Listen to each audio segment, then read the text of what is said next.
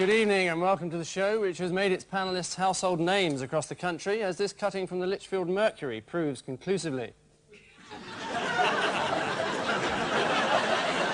In the news elsewhere, the government's new London City of Sunshine campaign is launched by John Gummer. After years of watching tribal displays, observers believe the Queen may have hired a stunt double to sit through the more boring ones.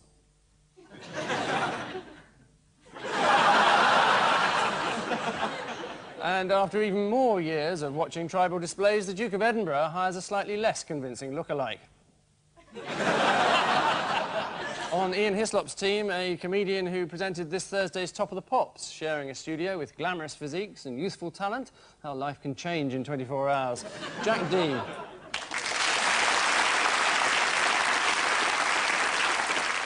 And with Paul Merton, a man who only agreed to come on the show at the last minute on the condition that we gave him a nice shirt to wear. As you can see, we said no. Penny Hawks.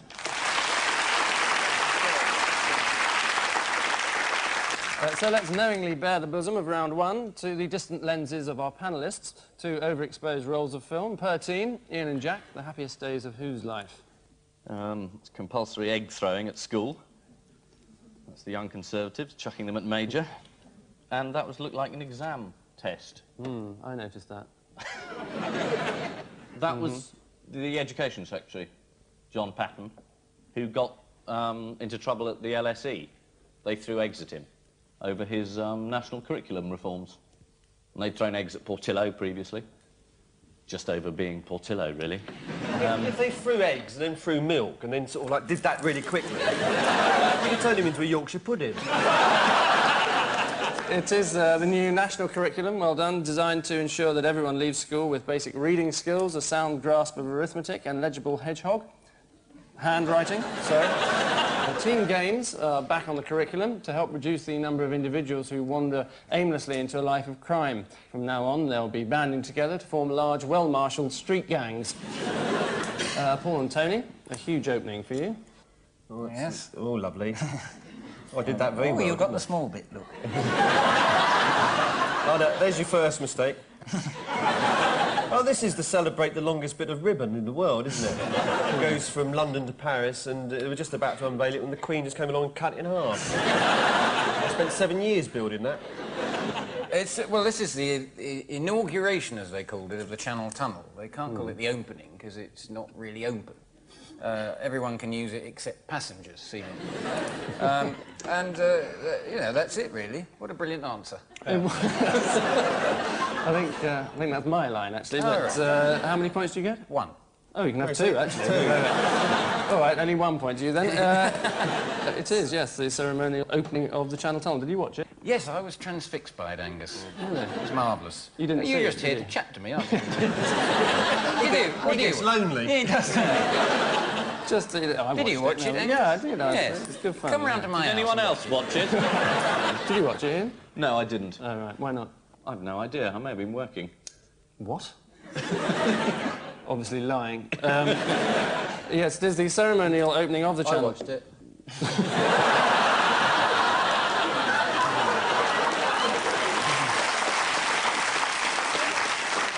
He didn't ask me, did he? No. I was my first time on this show. You'd think he'd ask me, wouldn't you? But you think you'd be the first one to ask? I would have thought so. That would have been show. nice. Yeah. Would have been a thoughtful thing to have done. Yeah. You know, bring me in on it a bit. Yeah.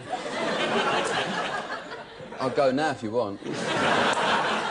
Jack, did you watch it? I did, Angus. Yeah, I watched it, yeah. Was it any good? Not really, no. It's the ceremonial opening of the Channel Tunnel. The first train which rumbled into it contained John Major, Lady Thatcher, Francois Mitterrand, John Gummer and hundreds of leading journalists. Pity they didn't just seal up both ends and clear off home. The Queen presented President Mitterrand with a small gift, but he then realised he had nothing to give her in return. A brief, poignant moment, which for many, I think, somehow epitomised the Anglo-French relationship over the centuries. A bit of boy trouble for you, Ian and Jack. Oh, it's Michael Brown, Chief Whip. Before, not him. And this is a... Oh, there we go. Oh, he shot his load. There you are. That was Michael Brown, who's a chief whip and has resigned because he wants to spend more time with his solicitor. Interestingly, Michael Brown was a member of the No Turning Back group. The reason it was a story, or so they pretended, was because this man Brown was sharing a boyfriend with a civil servant who had access to defence secrets. And the boyfriend, who I think his name was Peter Martin. No, Paul Martin. Paul Martin. Yeah. Which is the real name of a well-known top comic.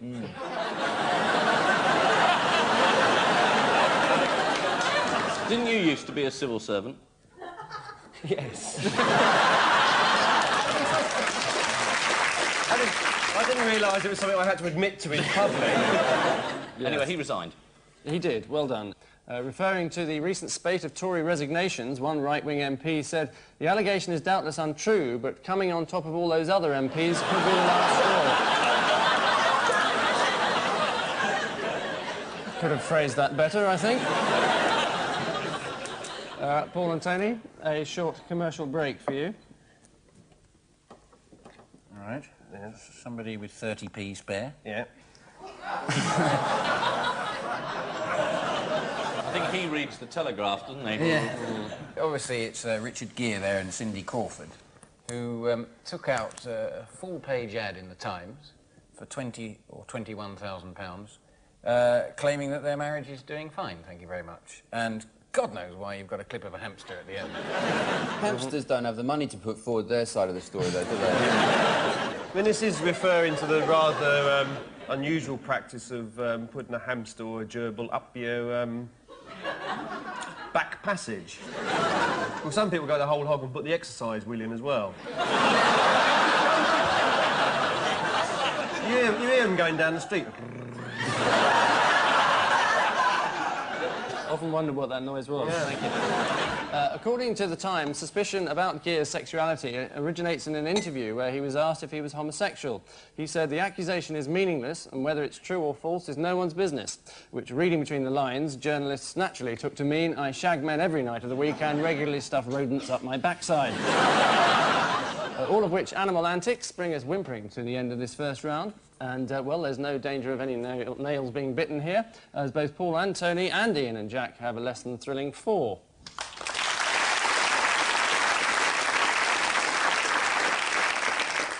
Now, having slipped the leash of round 1, let's pause a while as we foul the doorstep of round 2 with our caption competition. 2 freshly presented images. Ian and Jack, take this. Paul and Tony, take that. And so we say au revoir to our caption competition and watch your mate to our seamy tabloid headline round, enshrining as it does the more preposterous events of the week. Paul, explain yourself. Why, Paul's pigeons are really flying high. Well, it isn't a reference to me.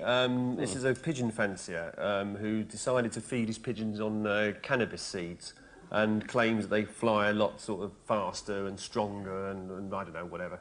I used to race penguins. And homing penguins, but because they can't fly, it makes it very difficult. So if they go from Inverness to Margate, they've got to change at crew. So if you see a penguin looking at a sort of destination board trying to figure it out, that's what's going on. If you listen carefully, you hear sort of going... He's got a film star up his arse. My money's on Danny DeVito. Yes, it is pigeon racer Paul Osborne was his name that you were probably just about to give me. Yeah. Since they've been taking cannabis, the pigeons have gained stamina and speed, although they have started listening to Jefferson Airplane and reading The Hobbit. Tony, hot gossip for you, and we all know where Sophie's been. I think Sophie Rhys-Jones, yes, obviously courting Edward, and the press have been out with their little cameras again, and they've taken a picture of her. And I suppose it's referring to the fact that she's been round at Edward's house doing what all courting couples do, you know, watching a video, having a takeaway curry, a little bit of action on the sofa, that kind of thing. Do you think Prince Edward really does that? Is that how he spends his evening? Well, actually, I watch him, actually. I thought that's what you were going to ask me. Did you watch it? It is his private life, and his objections to the Press Complaints Commission about embarrassing photographs which caught him in the act of kissing a woman A new code of practice has recently come in preventing photographers from using very long lenses. The photographer concerned said he only used a short lens on the end of a 40-foot camera. Jack, another... where are you? Over there. Jack. Yes. Another... I've been here all evening. another coded Fleet Street jeu de mots for you. Bard Day for Artist. This is Damien Hirst, isn't it? The artist who took a sheep and pickled it in formaldehyde and then sold it as a piece of art. And the sheep is very pissed off about it. And sent one of his mates round to mess it all up. And someone went round with a bottle of ink and threw it in. And then he renamed it Black Sheep. That was the funny bit. Anyway, he spent all night cleaning it up, can you believe? And so it's now white again. How do you get ink out of formaldehyde? I don't know, Tony. Well, I can tell you. First of all, you need a jug of ordinary water. We'll show you here. Yeah. That's Secondly, you need a sheep. That's the sheep in there, right? Right. And then you just do that with a special magic solution, and hey presto, it's whiter than white. Suddenly sounding like an Imperial Leather commercial. Oh, I hope we're not going to get into commercials. Three out of 4 men on this panel. Why? Who Took hasn't the money. done an advert? I'm afraid I haven't, Jack. You've done an advert on Romanian television for step ladders. What are you going on?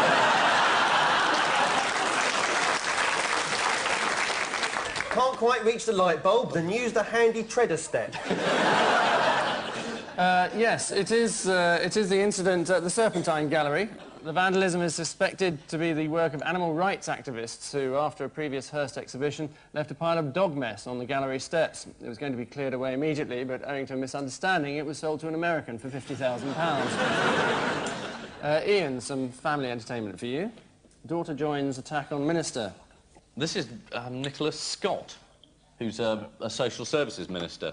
He managed to stop a bill about disabled rights going through Parliament. Not by the normal way of voting it down, but organising a load of rather sad backbenchers to talk endlessly so the bill would run out of time. So he was asked in the House of Commons, well, is this true? And he said, no, of course it isn't. And he was lying, of course, and as you would expect. And the Prime Minister said, well, that's fine, I stand by you. But his daughter didn't stand by him, because she runs a disabled rights group. And she said, obviously, we have a very good relationship, but he should go. He's an absolute disgrace. So watch this space. A perfect answer, and quite a long one. but correct in almost every way. John Major previously gave his word that any minister who knowingly misled his fellow MPs should be sacked. Scott then knowingly misled his fellow MPs, and Major failed to sack him. So it sounds like John Major has knowingly misled his fellow MPs as well. Perhaps he should go sack himself. Or something similar. Which disreputable behaviour sends round 2 spiralling out of office, and the digital swingometer shows that, well, neither team has established what could be described as a lead, both Ian and Jack and Paul and Tony being firmly stuck in the middle with 8.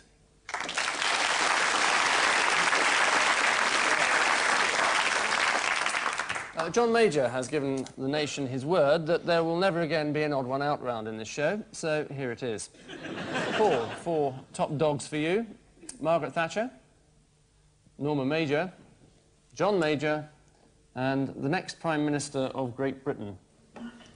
Well, the necklace has to be the clue that the next Prime Minister of Great Britain is wearing, because Norma Major wore a necklace that apparently belonged to Margaret Thatcher that had been given to her when she was Prime Minister, and she wore it, Norma Major, and Margaret Thatcher said, oh, you can't wear that, it's mine. She said, well, I'm Prime Minister now, I can do what I like. She said, no, well, you can't, because it's mine.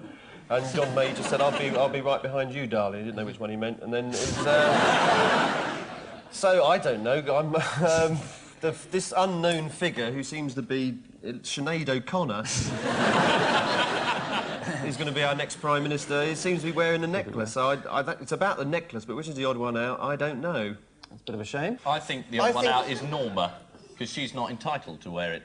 The point of that argy-bargy is that this piece of property was the state's property as opposed to private property. It was a problem Margaret Thatcher always had in distinguishing those elements. So Major would have personally been allowed to wear the necklace. Might have won him a few votes, actually. Thatcher could wear the necklace and did, And the next Prime Minister of Britain, whoever he or she is, can wear the necklace, but Norma couldn't. So she's the odd one out. It's a perfect answer for 2 points. Well done.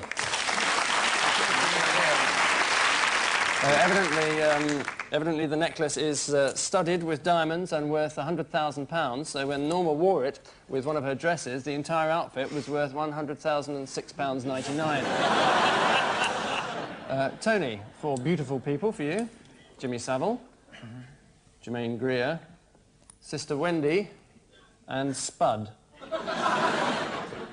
I think this is a question about celibacy. I think Jimmy Savile doesn't do it that much. Well, who'd want to? Yeah, exactly. He obviously offers medals as incentive to people. Germaine Greer, I don't think does it. Sister Wendy... Goes like a train.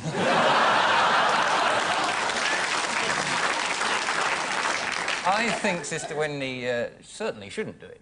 I'm sure she doesn't. I'm sure she doesn't. She doesn't. I think she just looks at lots of paintings with people with nothing on and gets a kick. And I think Spud does it a heck of a lot, I'd say. I think, amazingly, for this programme, it isn't about sex, actually. It's about caravans. It's a brilliantly deduced answer and completely wrong. Well done, Well, Tony. I was wrong. Yeah, you were. With all that. Yeah. Presumably that's why they don't do it, then, if they're in the caravan. Are you trying to work your answer? Well, yeah, you don't want people coming and looking through the window going, oh, look, they're doing it. Sister Wendy. She does go like a train, doesn't she? So what's the answer, then? Jimmy Savile lives in a caravan. Sister Wendy lives in a caravan. And Spud lives in a caravan. And Germaine Greer doesn't. Yes, you can have 2 full points for that. Thank you very much. It was an excellent answer. I'm glad you got round to it. Yes, the answer is that all of them except Germaine Greer live in a caravan. Germaine Greer opened her house to homeless people, but her kindness was abused by an undercover tabloid journalist who impersonated a filthy down-and-out, presumably by smartening himself up a bit. In addition to caravans in Devon and Dorset, Jimmy Savile has a room in Broadmoor. Of course, only perverts and criminals get locked up in Broadmoor, which is why Jimmy Savile's room isn't locked, obviously, because he's perfectly normal. Jack, 4 insatiable beasts for you. Alan Clark, Princess Diana, Richard the Lifeboat Man, and Mr. Roberts from the AA. I actually know him, Mr. Roberts, from the AA. He's a nice man. He's a very, very nice man. I think the connection is probably that Princess Diana, the AA, and the Lifeboat Man all have to deal with breakdowns and attempted suicides a lot of the time. And Alan Clark is a vegetarian.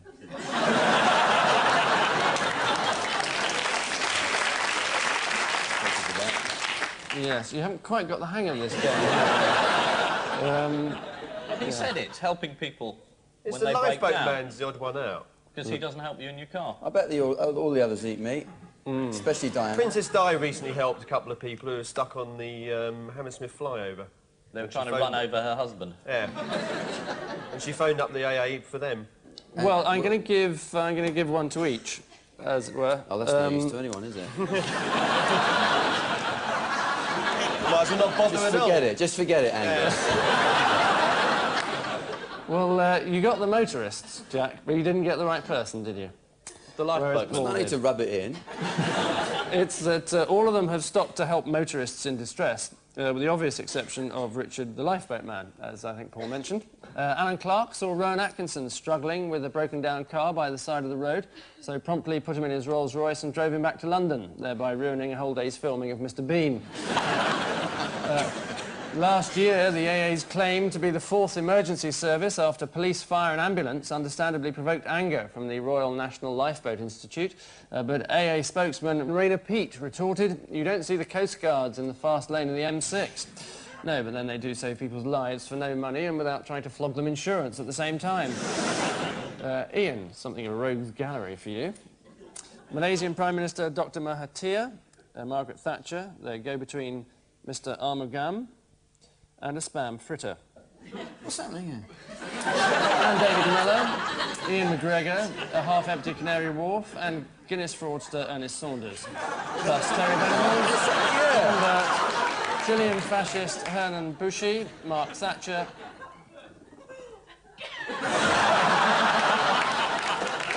and His Holiness the Pope. Let's negotiate the points on it.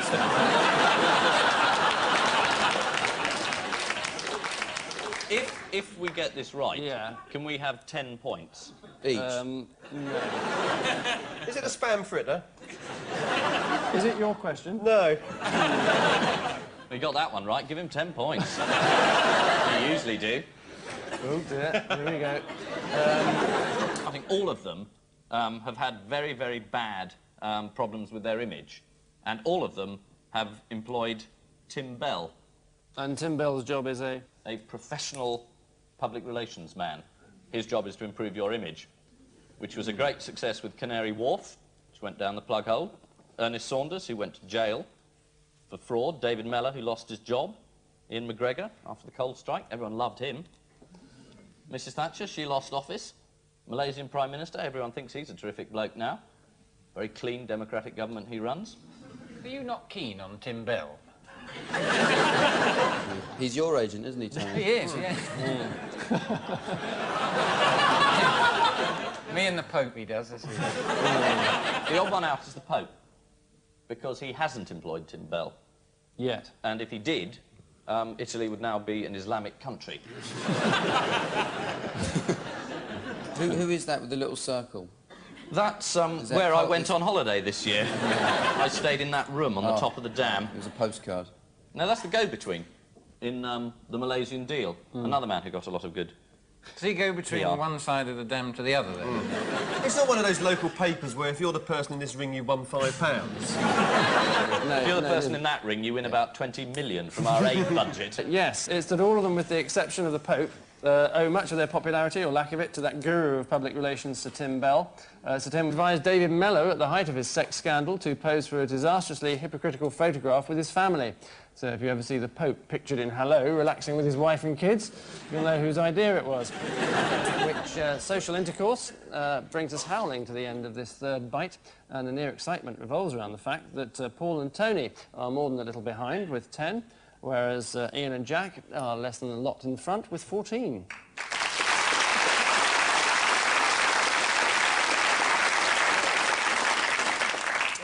In the film 2001, the appearance of a mysterious black oblong heralded a giant leap forward in mankind's intelligence. In this round, unfortunately, it's rather the reverse, each oblong heralding nothing more than a frantic bout of wild guesswork as to what lies behind it. This week's guest publication is the extremely handy Plastics and Rubber Weekly. So, Paul and Tony, you appear to be light years behind, so get first bash at Clinton likely to need what? Truss? Tim Bell. Caravan? The last thing I it is. think charity. Charity is the right answer, well done. Mine Next, sure is. short people more likely to what? Have turn-ups on their underpants. Buy the Easy Step tread ladder as advertised by TVZ and Hislop. Yeah. 5 million Romanians can't be wrong. Is they more likely to use rubber and plastics? You're guessing now, aren't you? No, become football hooligans is a rather strange answer. Next, Mandela wins what? At Haydock. Does it win his own weight in rubber? Is it South African election? I haven't followed the news, but I Completely left field answer, isn't it? It's slightly more specific than that. 60% of the vote. I'll give you that. 62% of the vote. Very good. And lastly, court rejects what? Smears. Is it Alan? It's actually... It's Alan? actually... Alan Smears. He went to the Old Bailey and they said, we reject you. Outright. It's probably plastic or rubber. Is the right answer.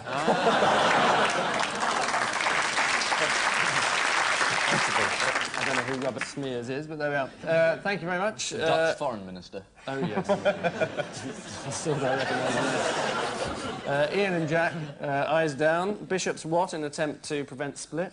Shut up. Sorry? Stick together.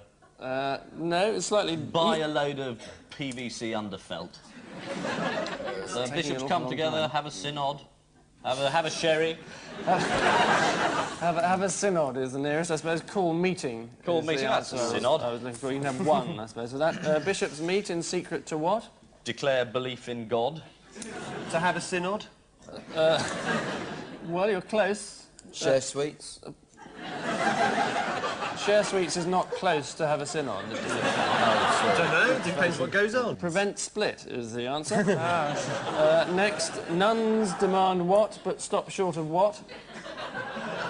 Is it bishops and archdeacons? Which bit? Demand bishops but stop short of archdeacons.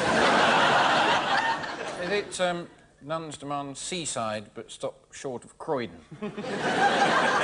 No, nowhere near. Parity but stop short of priesthood or something. Nuns demand better jobs, but stop short of ordination, is what we're We're not after. getting there, priesthood and all that ordination. You're desperate for the points, then? Sure. And there's only 1 point in it. How exciting. Not very, I think, is the answer. And finally, Heath attacks what? Rest of Hampstead. Who's the Eurosceptics saying they wouldn't have a single European currency? That's too many words. No. Heath Now it is, attacks oddly enough. Cliff. No, literary reference, very good, but no points. Arts funding is what we were after that you weren't going to get to, which internal strife brings a hasty UN-like withdrawal from this week's carnage. And with all the points randomly scattered, we can see that this week's pair of mad cows are Paul and Tony with 16, and this week's pair of healthy bullocks are Ian and Jack with 17.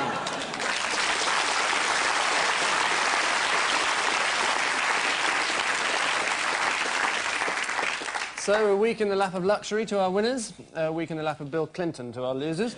But before we zip up proceedings, there remains the embarrassingly small matter of our caption competition. Ian and Jack, this was yours. This is Dan Quayle at the book launch of his new book, which is My Role in Vietnam. This is your new secretary, Bill. I'm playing safe. Thank you very much. Paul and Tony, yours is this one. Tony Adams and his girlfriend drive home. Is it Gillian Tailforth road test the new Austin Metro?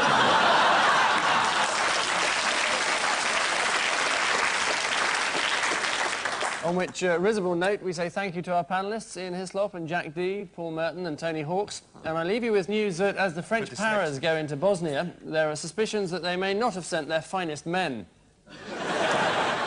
A group of Scarborough pensioners complain that their bank holiday break leaves something to be desired. And in the countryside, scientists say that a shortage of mice is forcing barn owls to set their sights too high. Good night.